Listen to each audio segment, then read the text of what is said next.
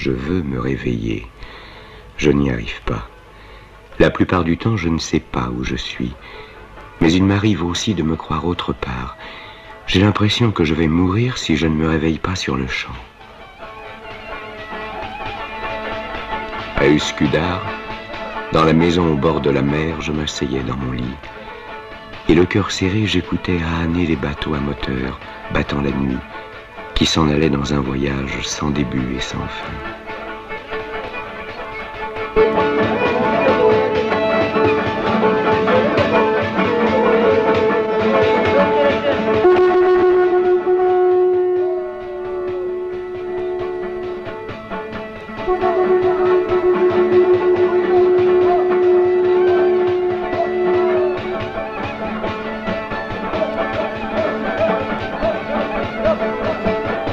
Le bruit du moteur déborde de nostalgie. Il vous appelle quelque part, très loin. À Uskudar, devant la maison, les eaux du Bosphore ont une autre voix, plus douce, plus secrète.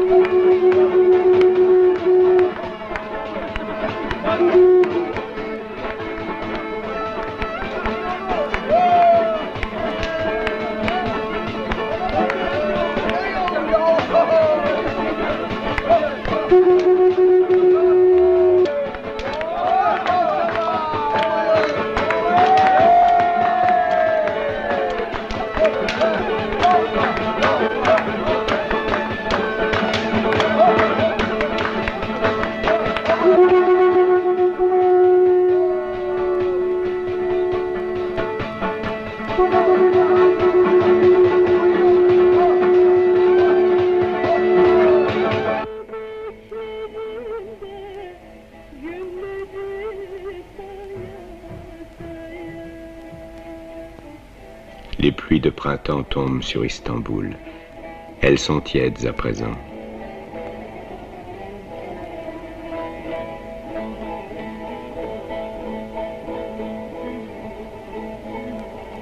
Il y a des villes où tu peux te balader un mois durant sans qu'elles finissent.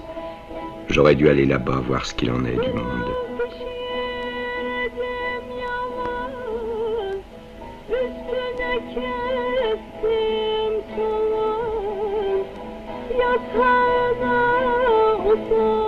Qu'est-ce qu'il y en a des usines à Istanbul? Qu'est-ce qu'il y en a en Turquie? Qu'est-ce qu'il y en a dans le monde? Innombrables. Et combien d'hommes, combien se disent « Si je ne trouve pas de travail, si je n'en ai pas, qui sait combien de chômeurs il y a dans le monde ?»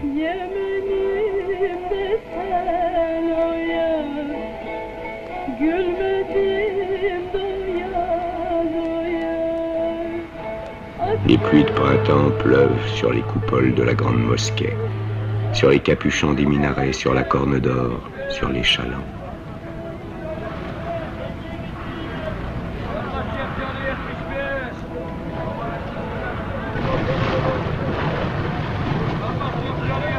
Les pluies de printemps tombent sur le marché aux poissons.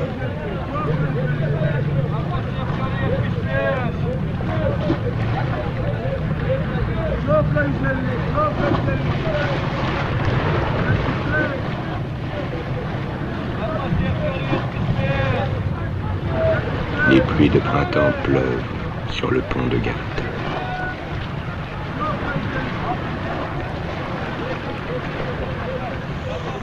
Je n'ai jamais reçu, sans rien donner en échange, d'argent de personne, sauf de mon grand-père les jours de fête.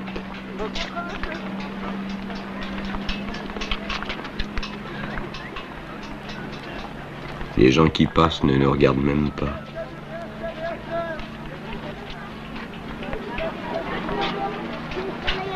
Il ne passe tout de même pas que des salauds sur ce pont. Tu crois qu'on est camelot de père en fils chez nous dans la famille? T'es un aristocrate, mon vieux, un fils de pacha.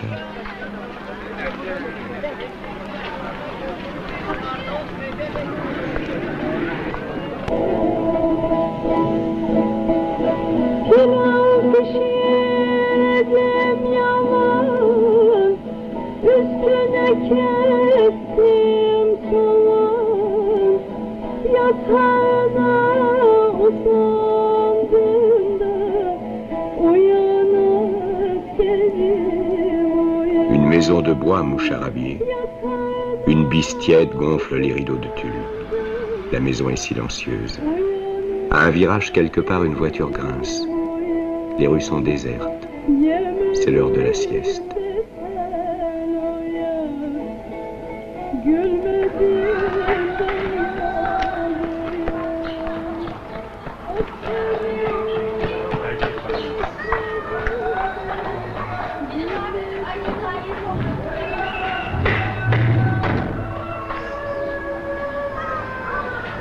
Entre les maisons noircies, aux fenêtres ensaillies pour la plupart, rampe la rue tortueuse, étroite, toute seule. Et un silence, une solitude. On monte au premier. La propreté de ces divans recouverts de housses de toile me ravit. Le plancher, blanc comme de la résine à force d'être lavé, brossé, astiqué, est encore humide.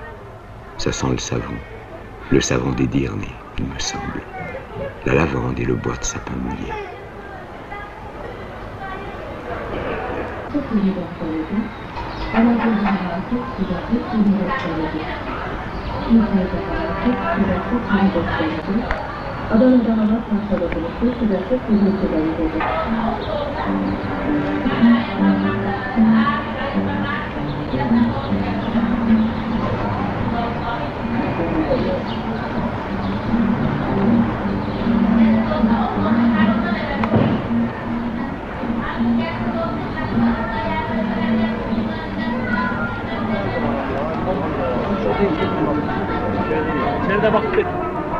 Je n'ai pas encore appris qu'il est un métier consistant à soupçonner tout le monde, que l'on ait pour cela des raisons ou non.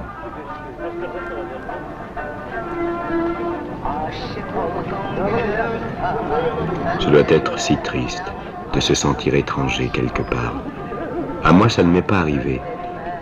Mais à Üsküdar, dans la maison au bord de la mer, il y avait un jardinier, un Albanais, qui vivait à Istanbul depuis Dieu sait combien d'années.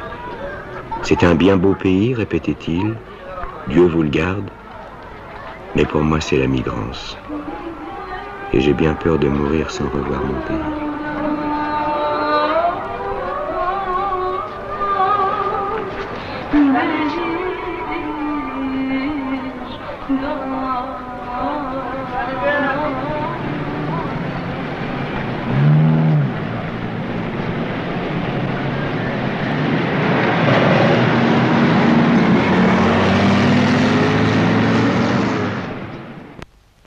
Maître Galip est célèbre pour les drôles de choses auxquelles il pense.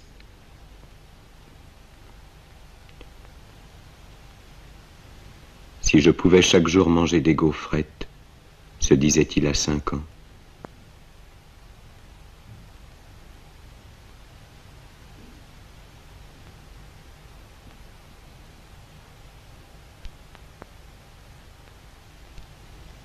Si j'allais à l'école, se disait-il à 10 ans. Si je pouvais sortir avant la prière du soir de la boutique de coutelier de mon paternel, se disait-il à 11 ans. Si j'avais des souliers jaunes, si les filles me regardaient, se disait-il à 15 ans. Pourquoi mon père a-t-il fermé la boutique? L'usine, c'est bien différent de la boutique, se dit-il à 16 ans. Est-ce qu'ils vont augmenter ma paye? Se dit-il à 20 ans. Mon père est mort à 50 ans. Est-ce que je vais mourir si tôt, moi aussi? Se dit-il quand il avait 21 ans.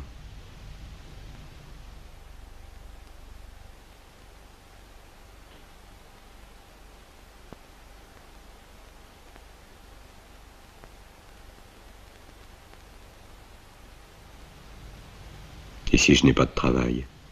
Pensa-t-il à 22 ans. Et si je n'ai pas de travail, pensa-t-il à 23 ans. Et si je n'ai pas de travail, pensa-t-il à 24 ans. Et souvent chômeur.